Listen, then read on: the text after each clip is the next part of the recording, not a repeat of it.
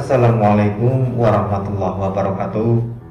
Bismillah wassalatu wassalamu ala rasulillah wa ba'du. Saudaraku yang dirahmati Allah, sudah tak heran lagi bahwasanya kemaksiatan membawa pelakunya tak hanya terancam api neraka, namun juga akan ada balasan yang langsung diberikan Allah saat masih di dunia. Terkadang seseorang tak merasakan dampak tersebut dan menganggap apa yang dialaminya adalah ujian dari Allah, sehingga masih saja belum sadar dan terus melakukan kemaksiatan. Padahal kalau kita mau menyadari, kesedihan, kehampaan, kelemahan, kegelisahan, kemiskinan, dan hal-hal negatif lainnya bisa jadi datang akibat dari kemaksiatan yang terus saja kita kerjakan. Lalu kesulitan hidup apa saja yang akan menimpa pada pelaku kemaksiatan saat masih di dunia? Yang pertama adalah dijauhkan dari ilmu. Maksudnya adalah seseorang yang terus melakukan kemaksiatan, pola pikirnya akan semakin sempit dan terasa sulit untuk menyerap atau mendapatkan ilmu pengetahuan. Allah menjadikan ilmu pengetahuan layaknya cahaya yang terang benderang, sementara perbuatan maksiatlah yang akan memadamkannya. Karena itu, ilmu yang manfaat dan maksiat tak bisa berpadu. Sebagaimana perkataan Imam Malik kepada Imam Syafi'i, sungguh aku melihat bahwasanya Allah Ta'ala telah memberikan cahaya di hatimu, janganlah kamu memadamkannya dengan kemaksiatan.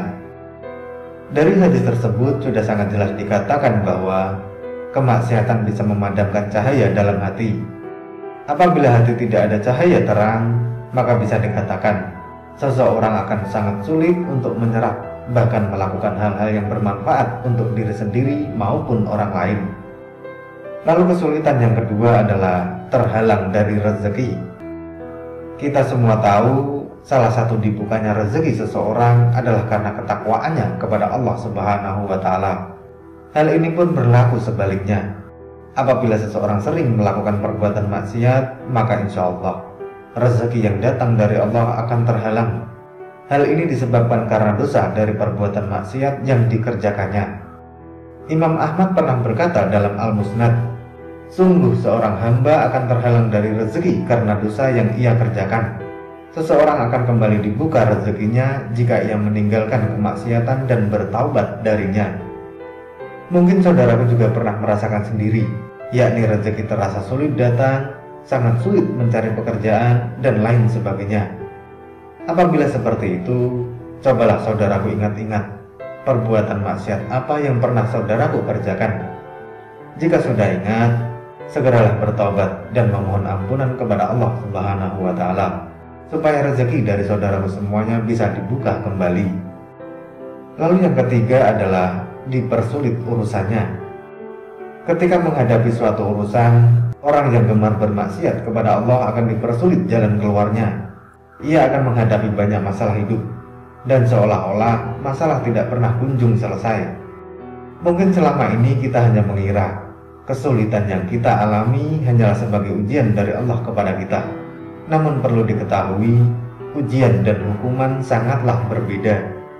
Oleh sebab itu, cermatilah setiap kesulitan atau musibah yang datang kepada kita.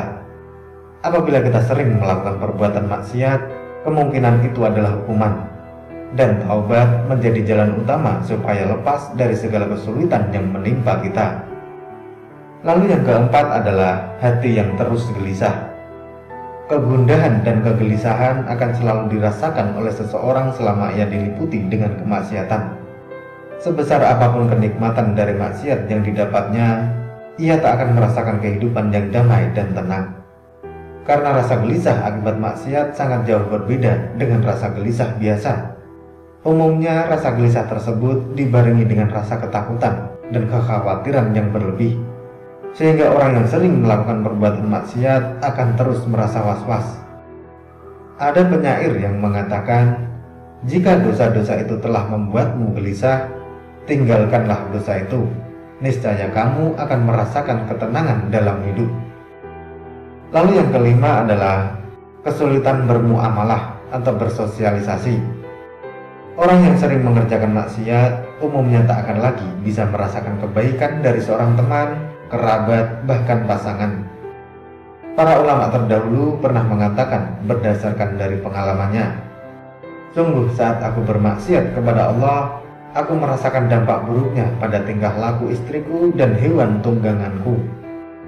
Dari hal tersebut bisa kita mengambil kesimpulan bahwasanya orang-orang yang sering berbuat maksiat maka akan menuai dampak buruknya. Dari seorang teman yang menjauhi, terkikisnya rasa sayang dari pasangan, bahkan sulitnya bersosialisasi dengan lingkungan, sehingga orang-orang yang sering berbuat maksiat akan merasa terkucilkan oleh perbuatannya sendiri. Lalu yang keenam adalah suramnya wajah dan gelapnya hati. Di awal kita sudah mengetahui bahwasanya ketakwaan diibaratkan seperti cahaya dan kemaksiatan merupakan kegelapan. Semakin banyak seseorang melakukan kemaksiatan, maka semakin banyak pula kegelapan dalam hatinya. Orang yang sering melakukan kemaksiatan umumnya akan berdampak pada raut wajah yang terlihat suram dan kurang ceria. Ibnu Abbas radhiyallahu an pernah berkata, sesungguhnya kebaikan akan memunculkan sinar pada wajah, cahaya pada hati, kelapangan rezeki, kekuatan badan, dan kecintaan di hati manusia. Sebaliknya, keburukan akan menyebabkan kesuraman wajah, kegelapan hati, kelemahan badan, kurangnya rezeki, dan kebencian di hati manusia. Lalu yang ketujuh adalah fisik yang lemah. Sebagaimana perkataan dari Ibnu Abbas radhiyallahu an bahwa lemahnya fisik menjadi salah satu dampak dari kemaksiatan. Kegelisahan hati akibat kemaksiatan akan terus membuat hati menjadi lemah. Sementara kekuatan fisik bersumber dari kekuatan hati. Hal ini terbukti dalam sejarah bahwa pasukan muslimin yang sedikit mampu mengalahkan kaum kafir yang jumlahnya berkali-kali lipat lebih banyak. Ini dikarenakan hati mereka dipenuhi dengan ketakwaan dan menghindari perbuatan maksiat kepada Allah Subhanahu wa Ta'ala, sehingga fisik menjadi sangat kuat dan mampu menghadapi lawan yang terkuat sekalipun. Apalah arti memakan riba dan mendapat banyak harta, akan tetapi keberkahan tak pernah meliputi, hingga harta yang banyak itu terus saja merasa kurang dan kurang. Apalah arti tidur nyenyak hingga terlambat sholat subuh, namun urusan di hari itu menjadi amat sangat sulit. Apalah arti menikmati pesta yang gemerlap, tapi hati menjadi gundah setelahnya. Beberapa akibat yang saya jelaskan tersebut hanya berlaku bagi kaum muslimin yang masih mempunyai ketakwaan dan kecintaan kepada Allah, dan tidak berlaku bagi seseorang yang telah mati hatinya. Sejatinya, segala kesulitan akibat maksiat merupakan teguran sekaligus kesempatan yang diberikan Allah kepada kita supaya sadar dengan kekeliruan yang selama ini kita kerjakan. Oleh sebab itu, marilah kita sama-sama saling mengoreksi diri sendiri dan memohon ampunan atas segala kesalahan maupun dosa-dosa yang pernah kita kerjakan. Semoga Allah Subhanahu wa Ta'ala selalu membuka pintu ampunannya kepada kita semua. Amin, amin ya rabbal alamin. Wallahu a'lam bishawab. Semoga materi ini bermanfaat. Sampai ketemu pada materi berikutnya. Dan wassalamualaikum warahmatullahi wabarakatuh.